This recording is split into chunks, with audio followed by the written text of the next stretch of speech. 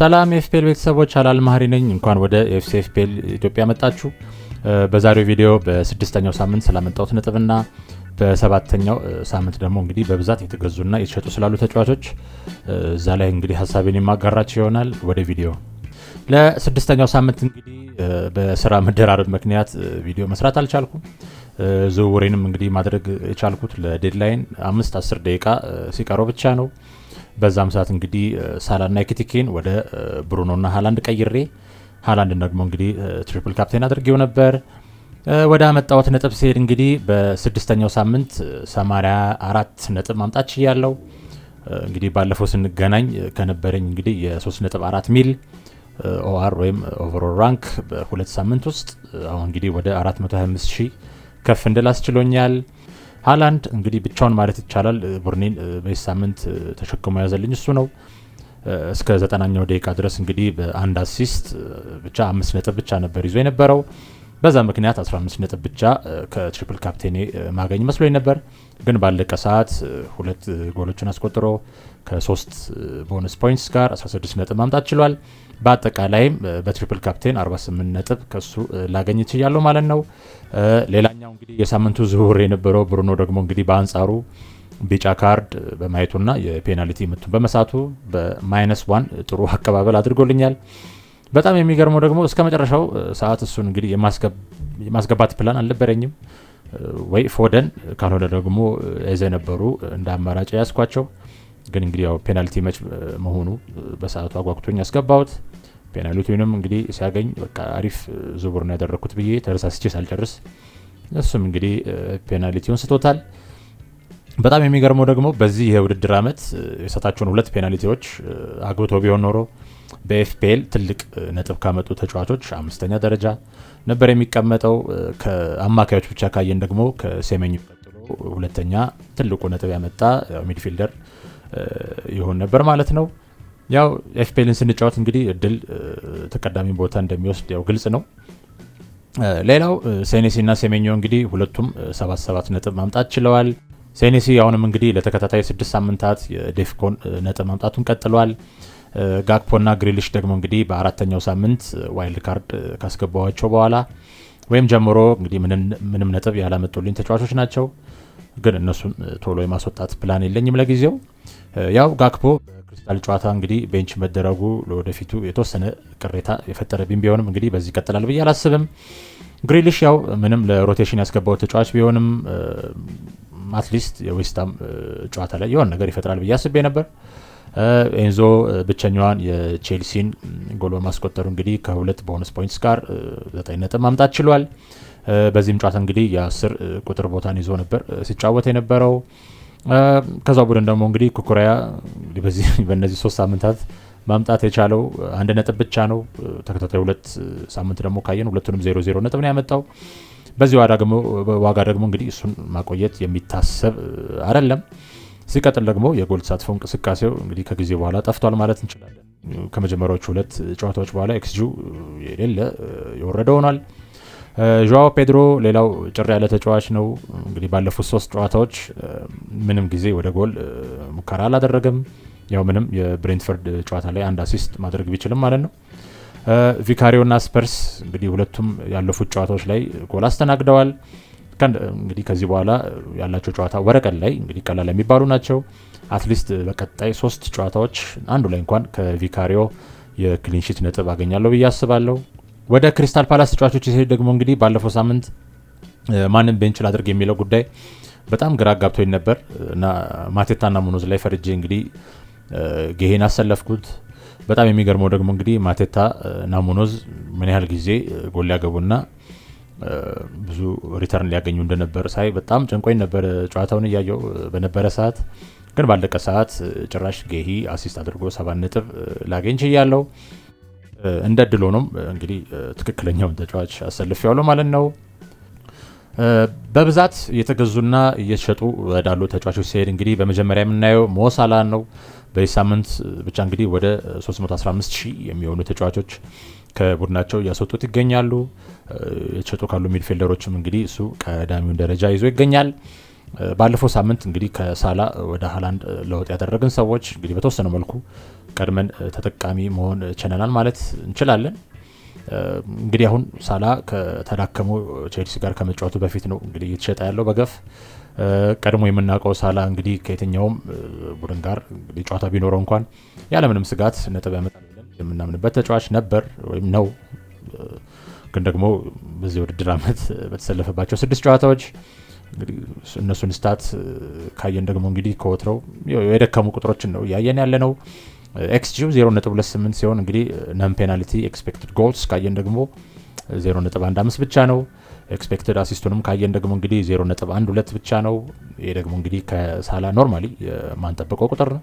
በዚህ አይነት ደግሞ እንግዲህ ከሳላ የፔናልቲ ጎሎች ብቻ የምንጠብቅ ከሆነ ደግሞ እንግዲህ ከሚያስወጣን ዋጋ አንጻር ባላንሱን የጠበቀ አይሆንም ማለት ነው።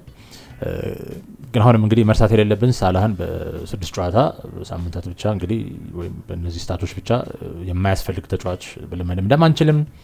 ምክንያቱም በየትኛውም አጋጣሚ እንግዲህ ወደ ቀድሞ ሳላነቱ መመለስ የሚችል ተጫዋች መሆኑን ባለፉት ዓመታት እንግዲህ ማየት የቻልንም ይመስለኛል።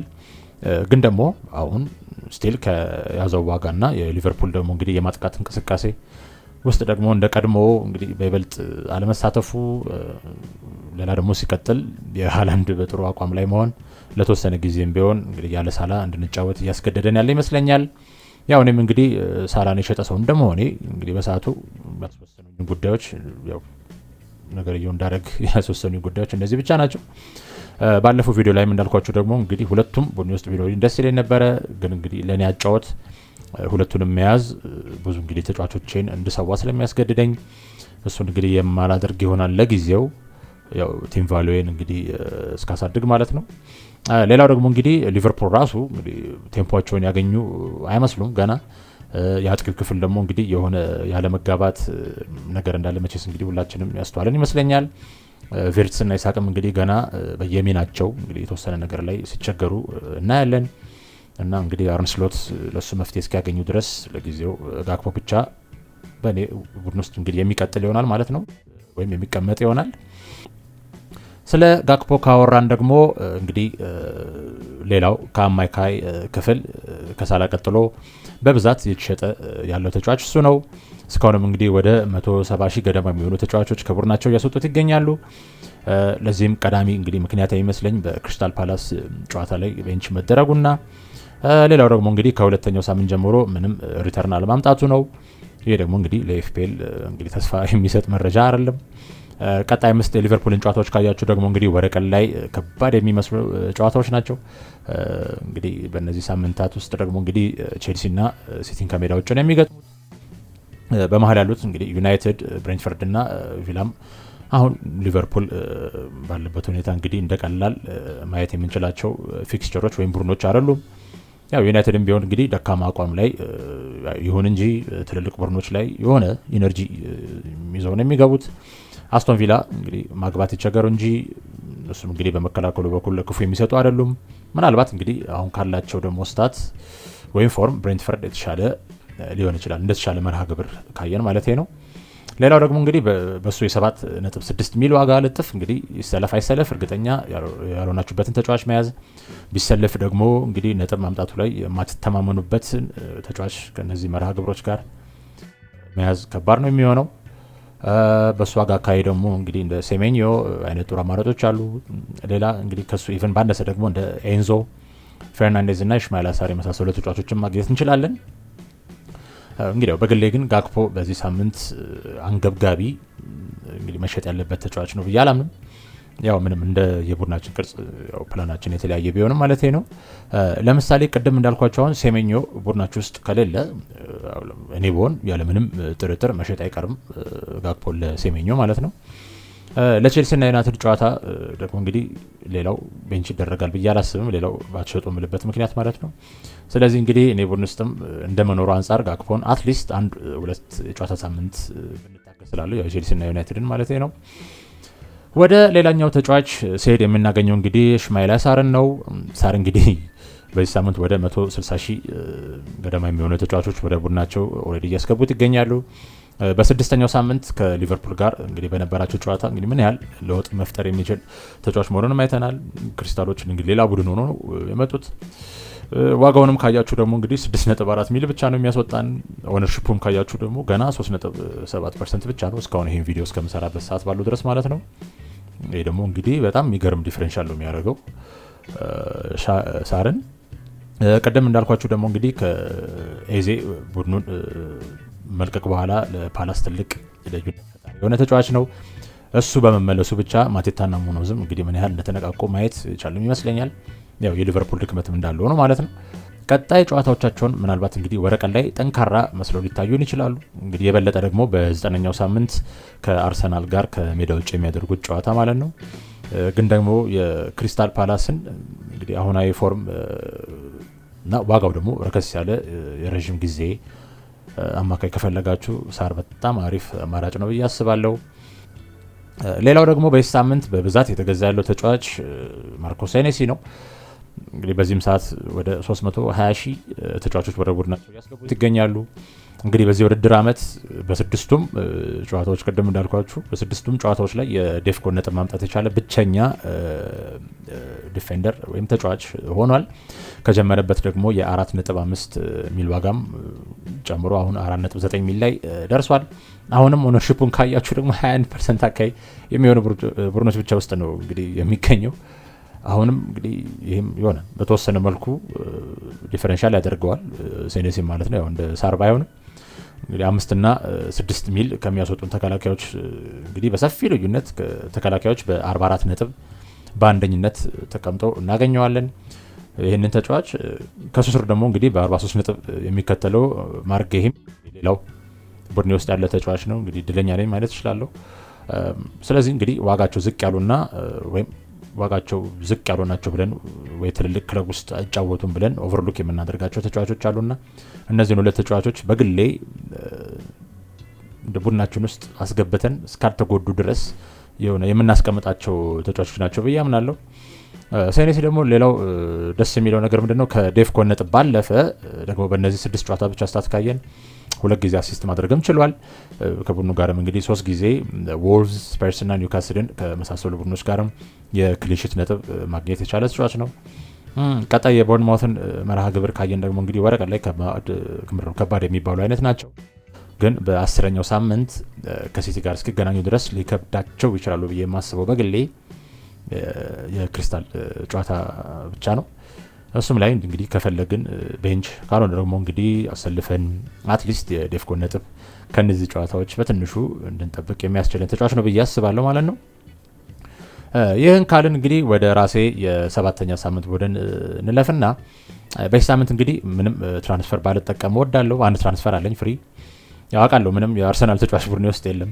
እንግዲህ እንደ መጀመሪያ ፕላኔ ከዚህ ቀደም እንደነገርኳችሁ ከሆነ በዚህ ሳምንት የማደርገው የነበረው ዝውውር እንግዲህ ኩኩሬያን አስወጥቼ ጋብርኤልን ማስገባት ነበር ወይም ነው። ግን ቡድኔ ላይ እንግዲህ ሌላ አዳዲስ ክፍተቶች የመጡ ይመስለኛል።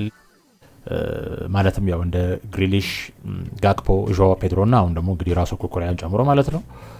ግን ደግሞ ያሉኝ ተጫዋቾች እንደ ጋክፖና ኩኩሬያን አይነት ተጫዋቾች እንግዲህ ቤንች አድርጌ ራሱ ይህን ሳምንት የሚያጫውቱ ስለሆኑ እንግዲህ 75% ምንም ዝውውር አደርጋለሁ ብዬ አላስብም። ግን ያው እንግዲህ ለውጥ የሚኖር ከሆነ ደግሞ እንግዲህ ከቴሌግራም ቻናሌ ባለፈ ደግሞ እስቲ እንደ አዲስ በሾርት ቪዲዮ ቲክቶክ እና ዩቲዩብ ላይ እንግዲህ የመጨረሻ ውሳኔን አርብ እንግዲህ የመጀመሪያው የቦርንማውዝ እና የፉልሃም ጨዋታ ከመደረጉ በፊት የማሳወቃቸው ይሆናል ማለት ነው። እንግዲህ ለዚህ ሳምንት ደግሞ ካፕቴን የሚሆነው ሃላንድ ነው። ቫይስ ካፕቴን ሲሆን ደግሞ ማቴታ ላይ አድርጌዋለሁ ማለት ነው። ለማስታወስ ያህል የ7ኛው ሳምንት ዴድላይን አርብ 2 ሰዓት ተኩል ላይ ነው የሚያበቃው። እንግዲህ ውድ ቤተሰቦቼ የ7ኛው ሳምንት ቡድኔ ይሄንን ይመስላል። በተሻለ መጠን እንግዲህ አዲስ ነገር ሲኖር ወይም ቡድኔ ውስጥ የማደርገውን ለውጥ ቶሎ አፕዴት አደርጋችኋለሁ። እንደባለፈው ሳምንት አልጠፋባችሁም። አስተያየት ወይም ጥያቄ ካላችሁ ደግሞ እንግዲህ ከስር ኮሜንት ላይ ማስቀመጥ ትችላላችሁ። ቪዲዮ ከተመቻችሁ ደግሞ እንግዲህ ላይክ እና ሰብስክራይብ በማድረግ ቤተሰባችን መሆን እንዳትረሱ። ከዛ ውጪ መልካም የውድድር ዓመት መኝላችኋለሁ። በተረፈ ስለተከታተላችሁኝ አመሰግናለሁ። ቴንክ ዩ ወይም ባይ ባይ።